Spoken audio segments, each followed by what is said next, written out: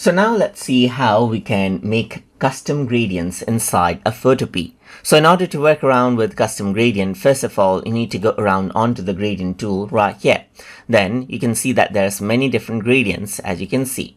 So I want to create my own custom gradient, so I need to go around onto new fill layer. Then I get this gradient tool right here. I can change around the scale, I can change around the offset, the y-axis, and so forth.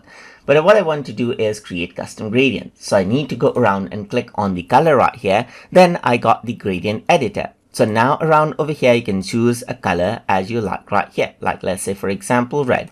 And over here, I'm going to go around and choose, let's say, for example, dark red right here and press OK. So if I were to go around over here, I can choose, let's say, for example, something like pink right here. And I can go around, change around the smoothness level of the gradient as well, just like this. And this is what you have as well.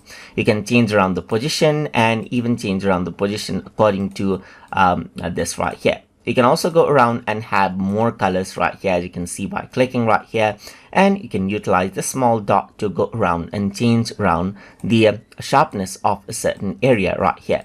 You can go around and click to add new color and click and drag out to actually go around and then remove out the color as well. Or you can click a particular color and press the delete key to delete that color as well. So let me just go around and click right here, and you can click many times as you want right here and then choose another color as you wish and press OK. You got a gradient right here. You can go around and choose radial, of course, and then you can go for angle right here and so forth right here. If I were to go around over here, now you don't see the new gradient around in the selection. So to add it in, you can right click and then you can go around and define new, and let me just go around and name it custom. You can name it whatever you want. And over here, you can see the new gradient right here, just like this. And that is how you can go around and create custom gradient inside a Photopea.